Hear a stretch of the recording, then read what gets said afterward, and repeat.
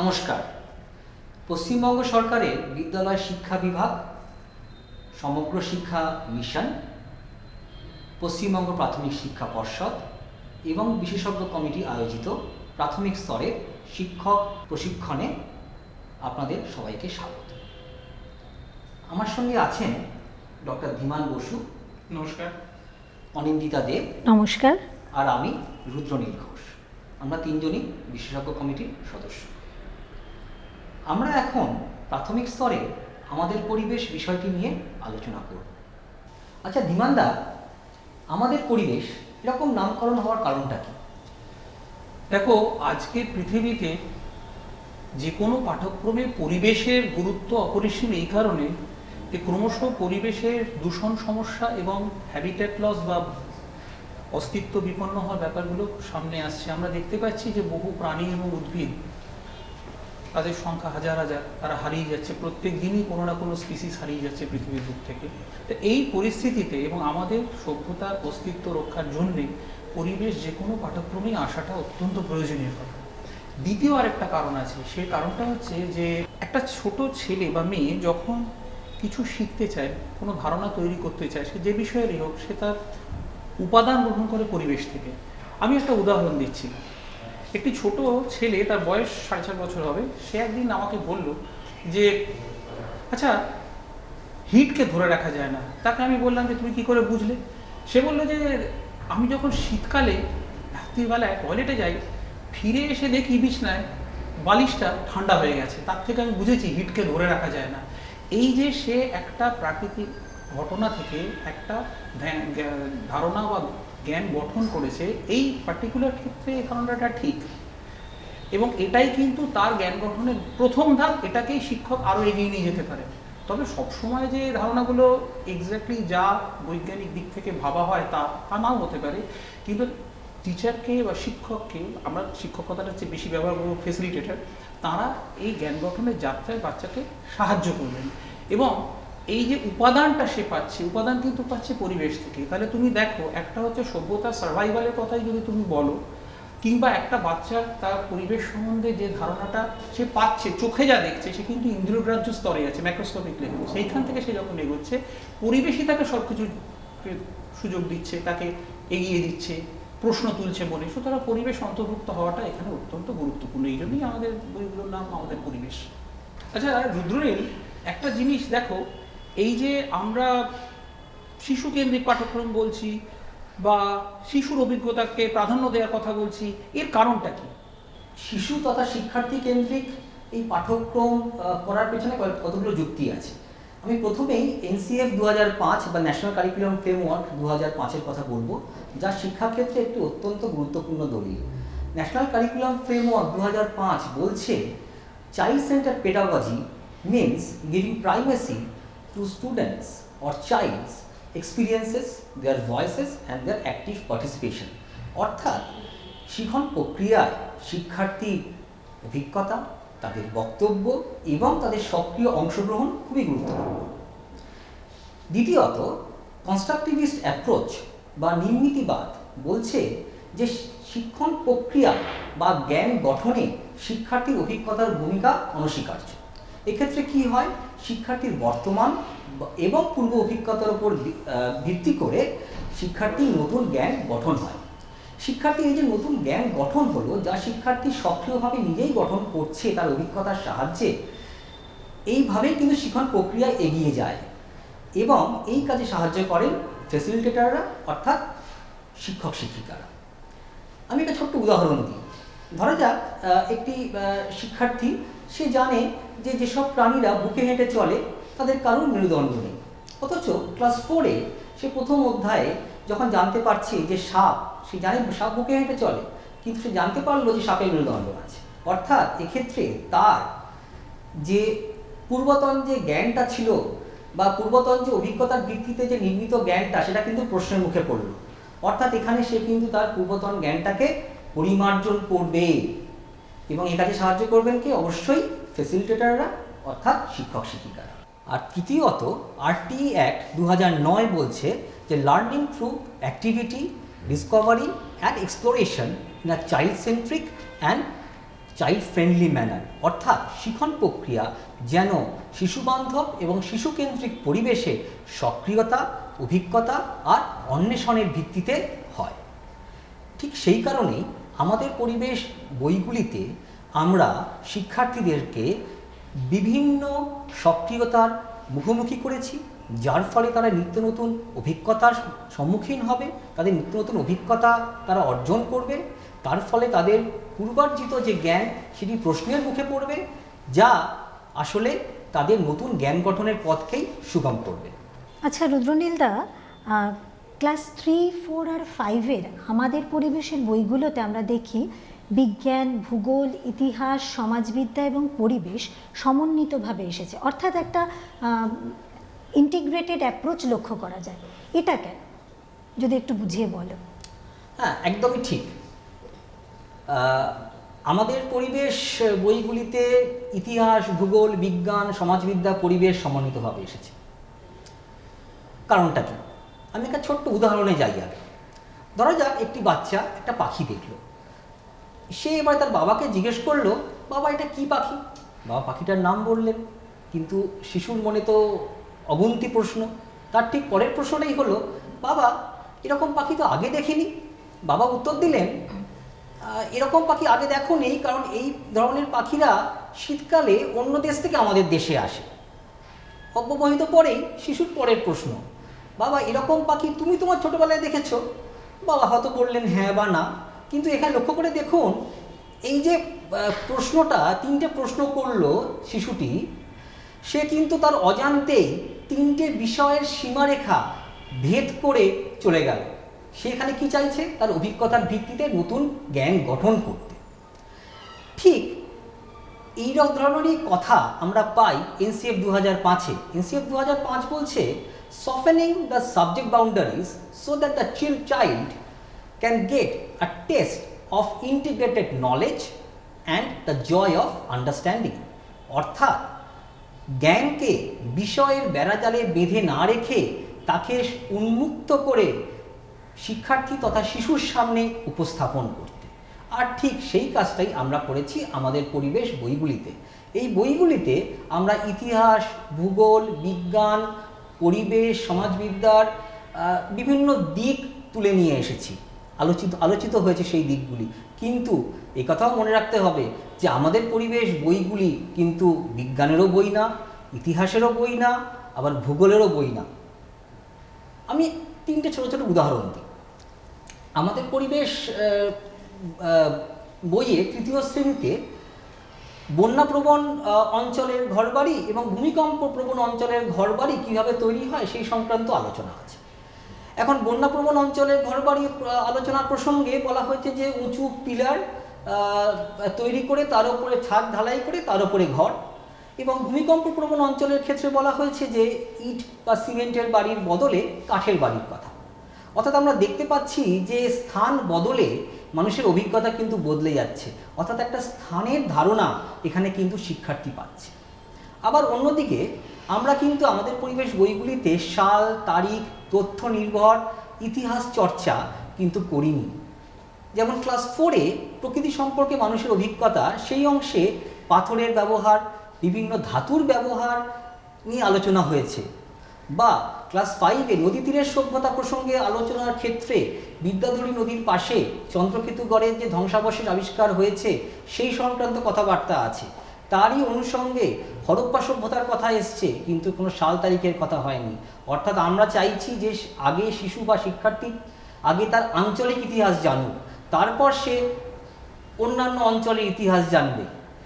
অর্থাৎ এখানে কিন্তু আগে সে তার কাছাকাছি অঞ্চলের নদীমাতৃক সভ্যতার কথা জানলো, পরে বড় হয়ে অন্যান্য নদীমাতৃক সভ্যতার কথা জানবে। আর একইভাবে বিজ্ঞানের ক্ষেত্রেও যদি একটা ছোট্ট উদাহরণ দিই, ক্লাস 4-এর একটা অংশে আছে যে একটি বরফ ভর্তি গ্লাসের গায়ে জলের কণা জমে। কেন জমে? অর্থাৎ শিশু যে অভিজ্ঞতাটা প্রত্যক্ষ করলো, সেই অভিজ্ঞতার একটা বৈজ্ঞানিক যুক্তিগ্রাহ্য কারণ তার সামনে উপস্থাপন করা হয়েছে। তাকে কিন্তু বিজ্ঞান শেখানো হয়নি, তাকে কিন্তু বৈজ্ঞানিক মননটা যাতে তার মধ্যে ডেভেলপ করে, বিকশিত হয়, সেই চেষ্টা করা হয়েছে। অর্থাৎ আমাদের পরিবেশ বইগুলিতে আমরা কিন্তু ইতিহাস, ভূগোল, বিজ্ঞান সমাজবিদ্যা পরিবেশ শেখাতে চাইনি। আমরা কি চেয়েছি? শিশু তথা শিক্ষার্থীটি তার চারপাশের পরিবেশ থেকে প্রাপ্ত যে অভিজ্ঞতা, তার ভিত্তিতে যে জ্ঞান গঠন করছে, সেই কাজে তাকে সাহায্য করা। সেই জন্যই আমাদের পরিবেশ বইগুলিতে ইতিহাস, ভূগোল, বিজ্ঞান, পরিবেশ, সমাজবিদ্যা সমন্বিত আকারে উঠে এসেছে। রুদ্রনীলদার আলোচনা থেকে কেনটা তো ভালোভাবেই স্পষ্ট হলো। ধীমানদা, আপনার কাছে আমার প্রশ্ন, আমাদের পরিবেশ পাঠ্যক্রম এবং পাঠ্য বইয়ে এই যে বিভিন্ন বিষয়ের সমন্বয় সাধন ঘটেছে, এটা কিভাবে? এর খানিকটা সূত্রপাত রুদ্রনীল করে গেছে। সেটা হচ্ছে যে আমাদের এই বইগুলোর মধ্যে আলাদাভাবে বিজ্ঞানের বা সমাজবিদ্যার বা অর্থনীতির অংশগুলো একদম নিখুঁতভাবে ডিফাইন করা নেই। ওগুলো আছে অন্তর্নিহিত বিষয় হিসেবে, যেগুলোকে আমরা বলতে পারি এমবেডেড এরিয়াজ। এই অংশগুলো কিভাবে আমাদের পাঠ্যক্রমে উঠে এসেছে সেইগুলো নিয়ে আমি এবার তাহলে বলবো। তো সেটা বলতে গেলে আমাদের একটু সারণীটা দেখা যাক। সারণীটা দেখলে আমরা বুঝতে পারবো যে আমাদের পড়ানোটা তো, বইয়ের গঠনটা তো থিমের ওপর বা ভাবমূলের ওপর দাঁড়িয়ে, সেই ভাবমূলগুলোর কোনটার মধ্যে কি কি অন্তর্নিহিত বিষয়ক্ষেত্র বা এমবেডেড এরিয়া আছে সেটা আমরা সারণীতে বলেছি। তাহলে আমাদের সারণীটা একটু দেখা যাক। ঠিক। প্রথমত সারণীতে আমরা দ্বিতীয় মূল ভাবনাটা দেখি, যেখানে বলা হয়েছে উদ্ভিদ জগৎ, প্রাণী জগৎ ও জীব বৈচিত্র্যের সংরক্ষণ। এর মধ্যে যে অংশগুলো আমরা ছোঁবার চেষ্টা করেছি সেগুলো হচ্ছে জীববিদ্যা, পরিবেশ বিজ্ঞান এবং সোশ্যাল সায়েন্স বা সমাজবিদ্যা। পরিবেশের প্রাকৃতিক উপাদান ও তার ব্যবহার, এই থিম বা মূল ভাবনার মধ্যে কি কি এমবেডেড সাবজেক্ট এরিয়া আছে নাম শুনে বোঝাই যাচ্ছে যে এখানে রয়েছে ভূগোল, এখানে রয়েছে এনভায়রনমেন্টাল সায়েন্স বা পরিবেশ বিজ্ঞান, জীববিদ্যা এবং অবশ্যই রসায়ন। আমরা আরেকটু পরের দিকে দেখি। আপনারা দেখুন টেবলে বা সারণীর 8 নম্বর মূল ভাবনা হচ্ছে মানুষের পরিবার ও সমাজ।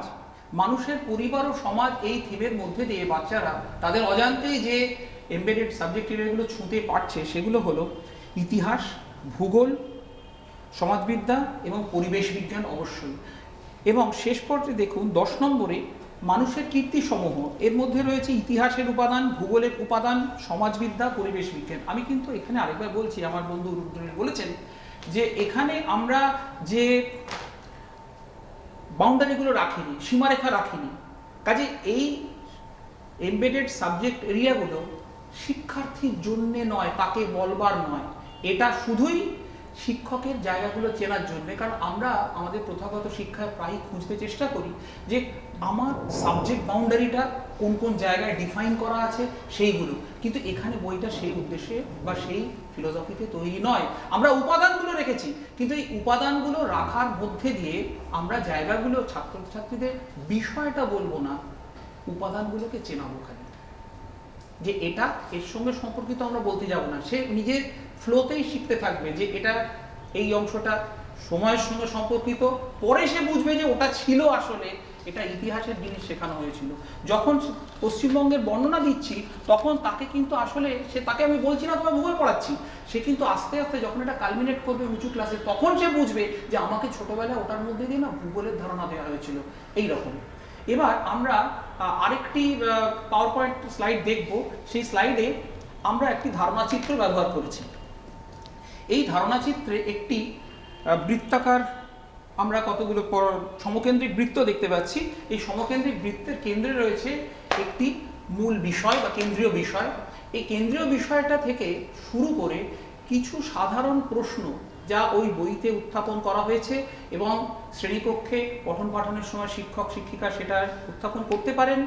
সেই প্রশ্নগুলোর উত্তর পেতে পেতে ছাত্রছাত্রী কি করে কিছু কোর কনসেপ্ট বা মূল ধারণার স্পর্শ করতে পারে, এবং সেই কোর কনসেপ্টগুলোকে স্পর্শ করার মধ্যে দিয়ে তার অজান্তেই সে কিন্তু পৌঁছে যাচ্ছে কোথাও ইতিহাসের উপাদানে, কোথাও ভূগোলের উপাদানে, কোথাও পৌঁছে যাচ্ছে সমাজবিদ্যার উপাদানে, কোথাও পৌঁছে যাচ্ছে অর্থনীতিতে, কোথাও যাচ্ছে রসায়নে, কোথাও যাচ্ছে জীববিজ্ঞানে। প্রথমটা দেখুন, প্রথম যে পাওয়ার পয়েন্ট স্লাইডটা আমরা দেখছি তার কেন্দ্রীয় বিষয় হচ্ছে কয়লা। কয়লা পেরিয়ে যে সেক্টর বা বৃত্তকলা, সেখানে কিছু প্রশ্ন আছে। কয়লা আমাদের কি কাজে লাগে? দেখুন একটা কথা, আমাদের এটা হচ্ছে ইউটিলিটিটা বাচ্চাকে যদি প্রথমে বলি তার শিক্ষণটা অনেক ভালো হবে। কয়লা আমাদের কাজে লাগে, উত্তর সে পাচ্ছে প্রাথমিকভাবে যে কয়লা আমাদের প্রধান শক্তি উৎস। কয়লা আমাদের জ্বালানি, বিদ্যুৎ শক্তির প্রধান উৎস কয়লা। তারপরে এটা জানার সঙ্গে সঙ্গে সে কিন্তু ওই যে কয়লা পোড়ালে তাপ হয়, তাপ থেকে জল ফোটে, এগুলো আছে তাদের বইতে। তাপ হয়, সে জল ফোটে যে বাষ্প হয়, সে একটা টারবাইন ঘোরায়, তারপরে বিদ্যুৎ তৈরি হয়। এইভাবে সে আস্তে আস্তে ফিজিক্সের কিছু অংশ ছুঁয়ে ফেললো, সে কিন্তু জানে না যেটা ফিজিক্স। আবার পরে কোথাও আছে যে শরীরের পক্ষে কি কয়লার ধোঁয়া ভালো, তখন সে সেটার উত্তর থেকে জানলো যে না, শরীরের পক্ষে কয়লার ধোঁয়া ভালো নয়, ফুসফুসের নানা রকম সমস্যা হবে। আমি কিন্তু তাকে জীববিজ্ঞান বলিনি, বলেছি আমরা যে কথাটা সে স্বাভাবিক যাত্রাতে জেনেছে। এখানে দ্বিতীয় ধারণা চিত্রে আমাদের কেন্দ্রীয় বিষয় হচ্ছে মাছ। প্রথম সাধারণ প্রশ্ন রয়েছে, কোন কোন মাছ তোমরা চেনো? এই বৃত্তকলা থেকে আমি যখন আরেকটু এগোচ্ছি বা একটা শিক্ষার্থী এগোচ্ছে, সে পৌঁছচ্ছে দুটো কোর কনসেপ্টে, মূল ধারণায়। প্রথমটা হচ্ছে মাছ আমাদের অন্যতম প্রধান খাদ্য, মাছ একটি প্রধান অর্থকরী ফসল। এবং এই দুটো ধারণা এবং তার বিস্তৃত আলোচনা, অর্থাৎ যাকে আমরা বলতে পারি ইলাবোরেশন, তার মধ্যে দিয়ে সে কিন্তু স্পর্শ করছে জীববিদ্যা, পিসিকালচার এবং ভূগোলের কোন কোন জায়গায় চাষ হয় সেই অর্থে। দ্বিতীয় প্রশ্ন হচ্ছে মাছ কোথায় পাওয়া যায়? এই প্রশ্নের উত্তর খুঁজতে গিয়ে সেই ছাত্র বা ছাত্রী পৌঁছচ্ছে তিনটি কোর কনসেপ্টে। মাছের বৈচিত্র্য, অর্থাৎ সব মাছ একরকম নয়, এটা খুব দরকারি কথা। দ্বিতীয়ত হচ্ছে বিভিন্ন মাছের কিছু বিশেষ বৈশিষ্ট্য আছে যেগুলো দেখে তাদের চেনা যায়। এবং তৃতীয়ত মাছ চাষের বিভিন্ন খুঁটিনাটি বিষয়। এই অংশ, এই কোর কনসেপ্টগুলো আয়ত্ত করার ফলে সে আসলে কিন্তু ছুঁচ্ছে পিসিকালচার, কেমিস্ট্রি বা রসায়ন, জীববিদ্যা, ইকোলজি, ভূগোল এবং অর্থনীতিও। এইভাবে আমাদের যে ধারণাচিত্র, সেই ধারণাচিত্রে কেন্দ্রীয় বিষয় থেকে কতগুলো প্রশ্নের উত্তরের মাধ্যমে সে তার জার্নিটা হচ্ছে, এই যে ডটেড অ্যারোটা দেখাচ্ছে, তীর চিহ্ন বোঝাচ্ছে যে তার যাত্রাটা হচ্ছে কেন্দ্রীয় বিষয় থেকে ক্রমশ বিষয় ক্ষেত্রের দিকে।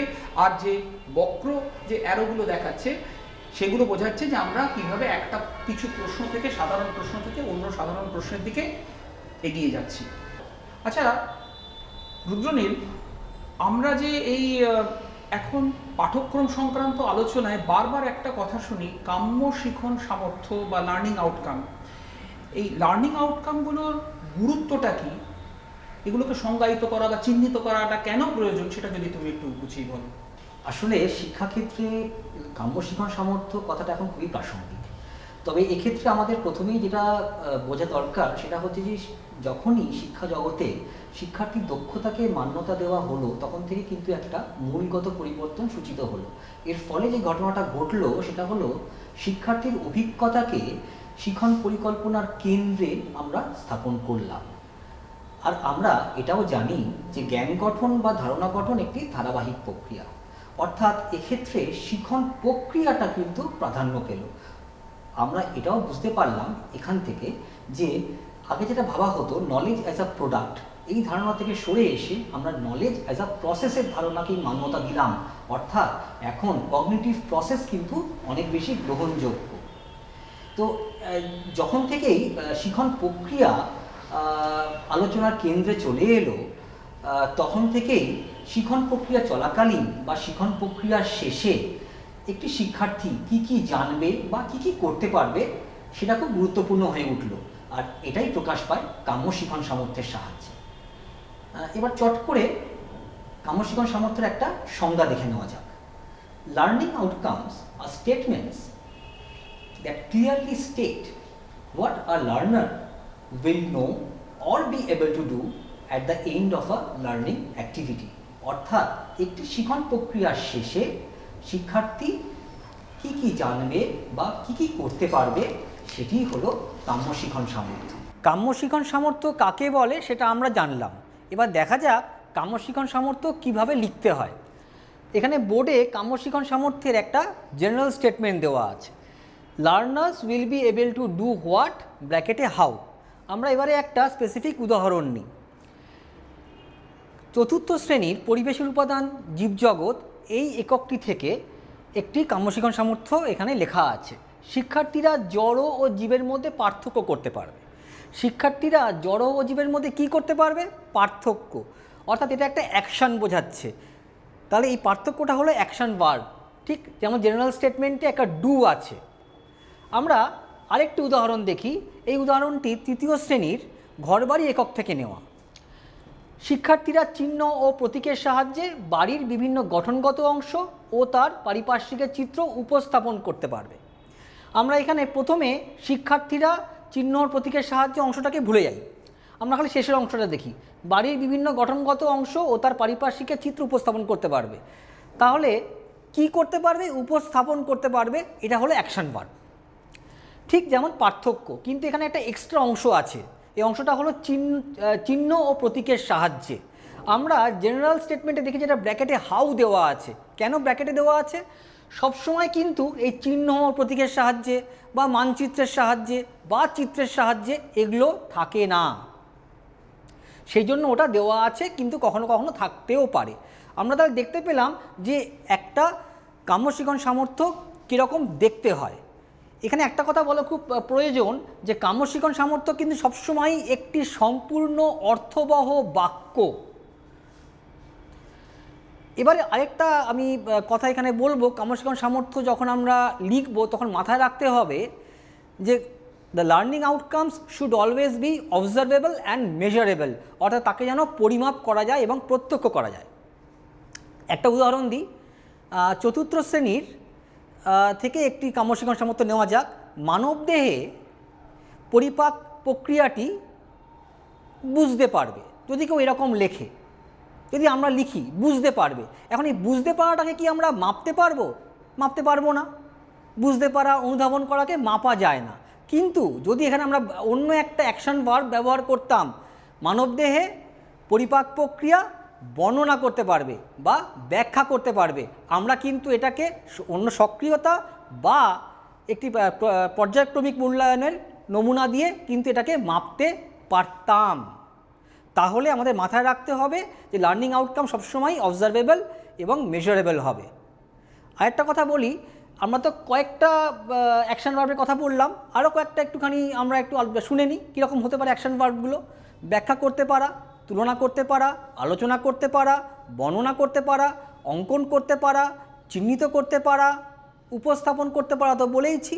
এবারে একটা প্রশ্ন আমার কাছে ছিল যে কি করে শিখন সামর্থ্য এত গুরুত্বপূর্ণ হয়ে উঠল, অর্থাৎ শিখন প্রক্রিয়ায় কাম্যশিখন সামর্থ্যের গুরুত্ব কী।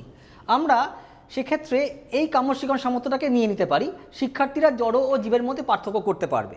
যদি আমরা এই কাম্যশিখন সামর্থ্য নির্ভর একটি সক্রিয়তা শিক্ষার্থীদের সামনে উপস্থাপন করি, যেমন তোমার চারপাশে থাকা জড় পদার্থ ও জীবের নাম নিচের তালিকায় লেখো, তাহলে ওরা জড় পদার্থ এবং জীবের নামগুলো লিখবে। যদি লিখতে পারে আমরা বুঝতে পারবো যে শিক্ষার্থী নিশ্চয়ই এই জড় পদার্থ জীবের মধ্যে পার্থক্য করতে পেরেছে, সেই জন্যই তারা লিখতে পেরেছে, অর্থাৎ তারা এই কাম্যশিখন সামর্থ্যটা অর্জনে সক্ষম হয়েছে।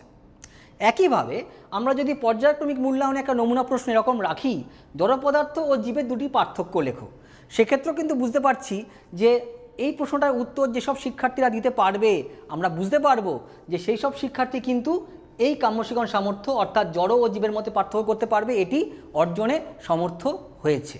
অর্থাৎ এটা বোঝা গেল যে বর্তমানে শিখন প্রক্রিয়া এবং মূল্যায়ন পুরোটাই কাম্যশিখন সামর্থ্য নির্ভর। আচ্ছা রুদ্রনীল, তুমি তো কাম্যশিখন সামর্থ্যের ব্যাপারটা বেশ সুন্দরভাবে বললে, তো আমাকে এবার একটু বলো যে কাম্যশিখন সামর্থ্যগুলোর সঙ্গে ক্লাসরুম প্রসেস বা শ্রেণীকক্ষে যে শিখন প্রক্রিয়া চলেছে সেখানকার প্রস্তুতিকালীন মূল্যায়ন এবং বছর শেষে যখন আমরা সামেটিভ ইভ্যালুয়েশন বা পর্যায়ক্রমিক মূল্যায়নে যাব, সেই দুটো কিভাবে মেলানো যায়? কারণ আমরা শুধু তো ওইগুলো জানলে হবে না, তাকে একটা কোথাও ফল পেতে হবে, তাকে দিয়ে আমাদের দুটোকে মেশাতে হবে, একটা কোথাও কনভার্জ করতে হবে, সেটা তুমি যদি একটু বলো। হ্যাঁ, আসলে শ্রেণী শিখন পরিকল্পনায় প্রস্তুতিকালীন এবং পর্যায়ক্রমিক মূল্যায়ন খুবই গুরুত্বপূর্ণ। কারণ শ্রেণী শিখন পরিকল্পনাতেই কাম্যশিখন সামর্থ্যগুলি শিক্ষার্থীরা অর্জনে সমর্থ হবে, আর তার পরিমাপ আমরা করব প্রস্তুতিকালীন এবং পর্যায়ক্রমিক মূল্যায়নে। এক্ষেত্রে কিন্তু একটা কথা খুবই মনে রাখা জরুরি যে শিখন প্রক্রিয়া এবং মূল্যায়ন দুটি বিচ্ছিন্ন ঘটনা নয়, বরঞ্চ মূল্যায়ন একটি ধারাবাহিক প্রক্রিয়া। আমরা স্লাইডে দেখতে পাচ্ছি যে কিভাবে শিখন যথাযথ শ্রেণী শিখন পরিকল্পনার সাহায্যে প্রস্তুতিকালীন এবং পর্যায়ক্রমিক মূল্যায়নে অর্জিত কাম্য শিখন সামর্থ্য পরিমাপ করতে পারি তার একটি চিত্র। এবারে আমরা চট করে দেখে নিই যে এই যে কথা একটু আগে কথাটা বললাম যে মূল্যায়ন একটি বিচ্ছিন্ন ঘটনা নয়। আসলে শ্রেণী শিখন যখন চলে তখনই শিক্ষক বা শিক্ষিকা শিক্ষার্থীদের সক্ষমতার মূল্যায়ন করে। এটি হলো প্রস্তুতিকালীন মূল্যায়ন। এই প্রস্তুতিকালীন মূল্যায়নের ক্ষেত্রে আমরা 5টি ইন্ডিকেটরের কথা বলি, যথা অংশগ্রহণ, প্রশ্ন করা ও অনুসন্ধানে আগ্রহ, ব্যাখ্যা ও প্রয়োগের সামর্থ্য, সমানুভূতি ও সহযোগিতা, নান্দনিকতা এবং সৃষ্টিশীলতার প্রকাশ। আবার এই যে প্রতিটি ইন্ডিকেটরের 4টি করে রুব্রিক বা নির্দেশিকা আছে, যার সাহায্যে শিক্ষক বা শিক্ষিকা শিক্ষার্থীকে মূল্যায়ন করেন প্রস্তুতিকালীন মূল্যায়নে। এখানে যদি একটি সক্রিয়তা শিক্ষার্থীদের দেওয়া যায় শ্রেণীকক্ষে, কারণ আমরা জানি শ্রেণীকক্ষে পঠন পাঠন এগোয় বিভিন্ন ধরনের সক্রিয়তার সাহায্যে, তো ফলে এই সক্রিয়তাটা যদি শিক্ষার্থী সুচারুভাবে সম্পন্ন করতে পারে, সেখান থেকে আমরা যেমন কাম্য শিখন সামর্থ্যটা সে অর্জনে সক্ষম হলো কিনা বুঝতে পারবো, কারণ ওই সক্রিয়তাটা কিন্তু ওই নির্দিষ্ট কাম্য শিখন সামর্থ্য ভিত্তিকই হবে। আর এরই সঙ্গে কিন্তু শিক্ষার্থীর প্রস্তুতিকালীন মূল্যায়ন সম্ভব হবে এই 5টি ইন্ডিকেটর এবং তার রুব্রিকের সাহায্যে। আবার যদি আমরা পর্যায়ক্রমিক মূল্যায়নের ক্ষেত্রে দেখি, সেক্ষেত্রেও কিন্তু কাম্য শিখন সামর্থ্য নির্ভর প্রশ্নের সাহায্য নিলে শিক্ষার্থী কতটা কাম্য শিখন সামর্থ্য অর্জনে সমর্থ হলো সেটাও কিন্তু পরিমাপ করা সম্ভব। অর্থাৎ আমরা দেখতে পাচ্ছি যে কাম্য শিখন সামর্থ্য শিখন প্রক্রিয়ায় একটি কেন্দ্রীয় স্থান দখল করে আছে, বা আমরা বলতে পারি যে শিখন প্রক্রিয়াটা কিন্তু চালিত হচ্ছে কাম্য শিখন সামর্থ্যের দ্বারা। আর আমরা এই চিত্রটাতে আরেকটা জিনিসও দেখতে পাচ্ছি যে কাম্য শিখন সামর্থ্য এবং সামগ্রিকভাবে মূল্যায়ন, অর্থাৎ প্রস্তুতিকালীন মূল্যায়ন এবং পর্যায়ক্রমিক মূল্যায়নের একটি কনভার্জেন্স ঘটছে। অনিন্দিতা, শ্রেণীকক্ষে কিভাবে পরিকল্পনা মাফিক শিখন প্রক্রিয়া চালানো সম্ভব, তুমি যদি একটু বলো। হ্যাঁ, শিখন প্রক্রিয়ায় কাম্য শিখন সামর্থ্য, প্রস্তুতিকালীন এবং পর্যায়ক্রমিক মূল্যায়ন কিভাবে সম্পর্কযুক্ত, এটা তো তুমি তোমার আগের স্লাইডেই খুব বিশদে ব্যাখ্যা করেছো। তারই সূত্র ধরে আমি একটি শ্রেণী শিখন পরিকল্পনার নমুনা পেশ করছি। সেই সূত্রে আমি 3য় শ্রেণীর ঘরবাড়ি অধ্যায়ের খোলা আকাশের নিচে এই বিষয়টিকে নির্বাচন করেছি। আমরা জানি সুচারুভাবে কোনো শ্রেণী শিখন পরিচালনার জন্য কিন্তু অবশ্যই আমরা কিছু টিচিং মডেলের সাহায্য নিতে পারি নানা ধরনের। এই ক্ষেত্রে আমি 5E মডেলের সাহায্যে আমার বিষয়বস্তুকে উপস্থাপনের চেষ্টা করছি। যেহেতু আমার উপ একক বা বিষয়টি হলো খোলা আকাশের নিচে, সংশ্লিষ্ট বিষয়ের কাম্য শিখন সামর্থ্যগুলি প্রথমটি হলো শিক্ষার্থীরা মানুষের বাসস্থানের বিবর্তন সম্বন্ধে আলোচনা করতে পারবে। দ্বিতীয়টি হলো প্রাণীদের বিভিন্ন ধরনের বাসস্থান নিয়ে তারা তালিকাবদ্ধ করতে পারবে। আচ্ছা, এবার আমরা একটু স্লাইডের দিকে তাকাবো। 5E মডেল অনুসারে এই স্লাইডে দেখুন নলেজ কনস্ট্রাকশনের 5টি ফেজের কথা বলা হয়েছে। ফার্স্ট ফেজ হলো এনগেজমেন্ট বা শিক্ষার্থীকে নিযুক্ত করা কাজের সঙ্গে। এর মূল উদ্দেশ্যই হলো শিক্ষার্থীর যে পূর্ব শিখন অভিজ্ঞতা তার সাথে যে বর্তমান শিখন অভিজ্ঞতার তার সম্পর্ক স্থাপন বা সংযোগ সাধন। এবং আর দ্বিতীয় উদ্দেশ্য হলো শিক্ষার্থীকে যে বিষয় নিয়ে আলোচনা করা হচ্ছে তার প্রতি আগ্রহী করে তোলা। সেই উদ্দেশ্যে শিক্ষার্থীকে শিক্ষক বা শিক্ষিকা কিছু সাধারণ প্রশ্ন করতে পারে, খুব সহজ প্রশ্ন, যেটা তার চারপাশের পরিবেশের যে অভিজ্ঞতা থেকেই সে উত্তরটা দিতে পারে। যেমন, খোলা আকাশের নিচে থাকার কি কি অসুবিধা আছে বলে তুমি মনে করো, বা বইয়ে প্রদত্ত যে ছবিগুলো আছে সেই ছবিগুলো তার সামনে উপস্থাপন করে এই ধরনের প্রশ্নও করা যেতে পারে। বইয়ের যে ছবিগুলো তুমি দেখতে পাচ্ছ সেখানে যে ঘরবাড়ির ছবি আঁকা আছে তার সাথে তুমি যে বাড়িতে থাকো তার কি কি মিল বা অমিল খুঁজে পাচ্ছ। এই যে তারা যখন দলগতভাবে আলোচনা করে এই প্রশ্নগুলোর উত্তর দেবার চেষ্টা করবে, শিক্ষক বা শিক্ষিকা কিন্তু প্রশ্ন করা অনুসন্ধানে আগ্রহ এবং অংশগ্রহণ এই দুটি সূচক দিয়ে তাকে পরিমাপ করতে সমর্থ হবেন। সেকেন্ড ফেজ এক্সপ্লোরেশন বা অনুসন্ধান করা। এই পর্যায়ে শিক্ষার্থীকে শিক্ষক বা শিক্ষিকা এমন একটা পরিসর তৈরি করে দিতে সমর্থ হবেন যেখানে শিক্ষার্থী তার বিষয়ের সঙ্গে সরাসরি নিজেকে নিযুক্ত করতে পারবে এবং নিজস্ব কিছু ধারণা সে তৈরি করতে পারবে বিষয় সংক্রান্ত, এবং শিক্ষার্থীকে শিক্ষক এবং শিক্ষিকা এক্ষেত্রে তার অনুসন্ধান প্রক্রিয়াকে এগিয়ে নিয়ে যাবার জন্য ফেসিলিটেটরের ভূমিকায় অবতীর্ণ হবেন এবং তারা তাদের অনুসন্ধানলব্ধ জ্ঞানকে প্রকৃত অর্থে প্রয়োগ করতে পারছে কিনা সেটা যাচাই করার উদ্দেশ্যে তিনি কিন্তু প্রস্তুতিকালীন মূল্যায়নের নমুনা হিসাবে কিছু সক্রিয়তা প্রদান করবেন। উদাহরণস্বরূপ এখানে বলা যেতে পারে, এই সংশ্লিষ্ট বিষয়ের সঙ্গে যুক্ত একটি উদাহরণ আমি বলি। নদীর ধারে বসতি তৈরি করার সুবিধা ও অসুবিধাগুলো কি কি একটি ছকের সাহায্যে লিখে ফেলো, বা কোন কোন প্রাকৃতিক ঘটনায় মানুষ তার বসতি বদল করত তার একটি তালিকা তৈরি করো, বা পাহাড়ি অঞ্চল বা যে সমস্ত জায়গায় ভূমিকম্প বেশি হয় সেখানে মাটির বাড়ি ও কাঠের বাড়ির মধ্যে কোন ধরনের বাড়ি তৈরি করা উচিত বলে তুমি মনে করো। এই কাজগুলো যখন দলগতভাবে আলোচনা করে পারস্পরিক সহযোগিতায় তারা করা শুরু করবে, তখন কিন্তু শিক্ষক বা শিক্ষিকা বা ফেসিলিটেটর ব্যাখ্যা ও প্রয়োগের সামর্থ্য, প্রশ্ন করা অনুসন্ধানে আগ্রহ এবং সমানুভূতি ও সহযোগিতা এই তিনটি সূচক দিয়ে তাদেরকে পরিমাপ করার চেষ্টা করবে। থার্ড স্টেজ হলো আমাদের, বা থার্ড ফেজ হলো এক্সপ্ল্যানেশন বা ব্যাখ্যা করা।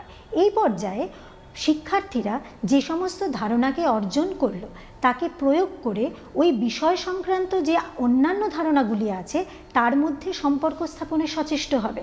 যেমন যাযাবর অবস্থা থেকে মানুষ কেন স্থায়ী বসতি তৈরি করেছিল, বা কীটপতঙ্গ প্রাণীদেরই বা থাকার জায়গার প্রয়োজন হয় কেন।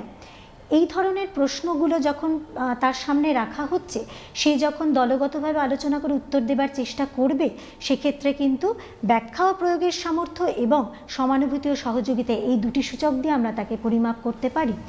একই সঙ্গে এখানে বলি, এই সক্রিয়তার মধ্যে দিয়ে শিক্ষিকা বা শিক্ষক তাকে মানুষের বাসস্থানের বিবর্তন সম্বন্ধে আলোচনা করতে পারবে। শিক্ষার্থীরা এই যে কাম্য শিখন সামর্থ্যটি আছে সেটি তারা অর্জন করতে পারলো কিনা বা সমর্থ হলো কিনা সেটিও কিন্তু তিনি পরিমাপ করতে পারবেন।